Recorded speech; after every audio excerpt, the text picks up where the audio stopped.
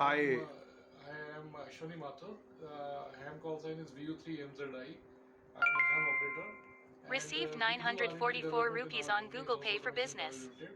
So this is one of the products that we wanted to present. This is an RF amplifier, RF power amplifier. So basically it's a frequency and power generator. So you can set any frequency from 1 to 1000 megahertz, 1 gigahertz, and accordingly you can set its power to from 10 to 100 watt RF. So operational wise, basically these are the LEDs which show the various voltages, and this is the touchscreen LCD where you can set the frequency whatever you want, whatever you desire. Second way is to use the knob to set the frequency. So the resolution is in megahertz, so you can set it to any particular band, 2G, 3G, from 1 to 1000 megahertz. Second thing is you can set RF power, what is the frequency and what is the power output that you want at this particular frequency. Then you can lock the particular screen on that. So it is locked now, system is locked now. This will now you can put the RF output on or off, and accordingly the output will be generated and sent into the antenna or the power further device, whatever is under test. So does this have antenna test unit inside this? No, antenna. This is just generating the frequency and power. You have to have the antenna and the whatever device under test outside this. So you have to connect it using the cable from the amplifier. Okay. So what are the compatibility options you have, like where you can customize as per the customer's requirement? What are the what do you say, application departments where you want to push this product? Okay, so basic requirement is for test labs where EMC testing is required. Mm-hmm.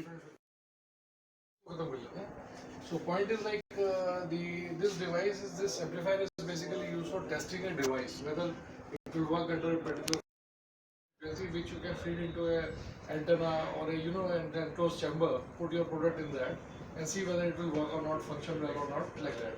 So EMI testing is the basic requirement where it is used. And second is for you can test your antennas whether up to this particular one is up to 100 watt, but you can take it up to 1000 watt also. We can customize all these requirements. We can customize in this. Third thing is that it can be used as a lab system where you want to develop some product like a jammer. So it can particularly generate output. Let us say for Wi-Fi jamming if you want. So 2.4 gigahertz we can give you up to 500 watt output also. So you can feed it into a device and see whether it will jam into the antenna, whether it will jam the area, how much area, all those kind of testing can be done. Have you heard about UPSC paper exam jammers? Yeah, mobile jammers, 2G, 4G, 5G now, jammers can be developed using this equipment also. So you can set the particular frequency and the power and fit it into an antenna. And These days, the cheating happens not just by cellular and the Wi-Fi ports, so there are different bands being used. Yes, so that switching can be, we can develop that, we can customize that. So if you want Bluetooth, particular Bluetooth frequency to be jammed, you want Bluetooth is 2.4 gigahertz. 2.4, there are various bands in that also. Channels. Channels in that. So you can set it to particular frequency, particular RF, or you can also use it for scanning the area, see what's the frequency running right now. So I'm Ashwani Mathur, call sign VU3MZI.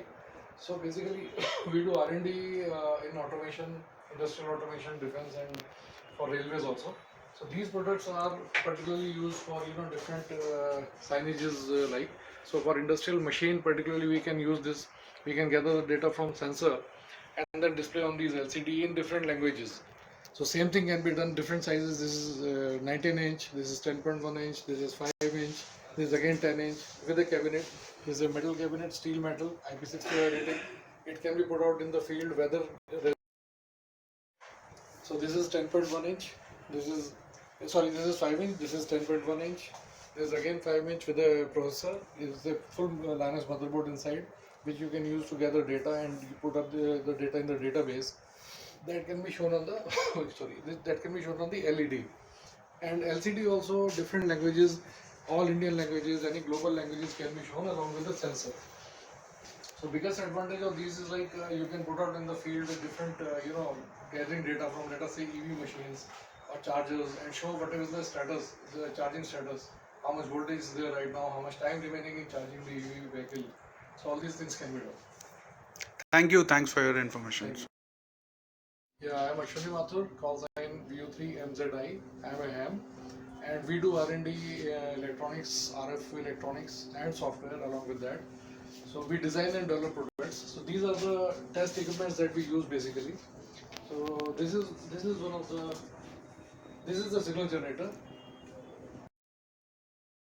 So this is a signal generator with a frequency range from 10 kilohertz to 1 gigahertz, and it can generate output up to 16 dBm, 15 dBm plus 15 dBm minus 20 dBm like that. So we use it for testing different equipments, and we can generate any particular frequency. It's an analog signal generator It's a digital signal generator with analog display as yes, well. yes. Digits are there. It has got a display. We'll just put it on. Then this is a signal Or spectrum analyzer, 2.1 gigahertz. yes, up to 2.1 gigahertz. So we use it for. This is the this is a DSO. oscilloscope. Digital storage oscilloscope. This is some product Yeah, types this is which we are LED doing. display with different languages. The You can- application could be any railway stations, Yes, telemetros, absolutely. and EV stations also we are EV promoting stations now, also. where time of. This is the charge in-house starts. development. Yes, this is an in-house development for the analog voltage. This is the console unit for various Yes, equipments. this is again a signal generator, very fine frequency up to 600 megahertz, and we can have up to 20 dBm plus 20 dBm output also. Along with that is a controller, LCD controller, which can control the frequency output from this. So all these equipments, all these systems are for testing. This is just a power supply. This Yes. is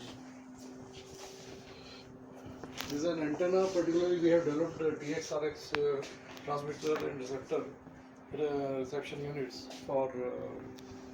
Particularly, this is for 433 megahertz. So we can transmit data up to a distance of 300 meters wireless from one building to another building or in a desert area anywhere up to 1 Mbps digital data. Do you have any switching setup?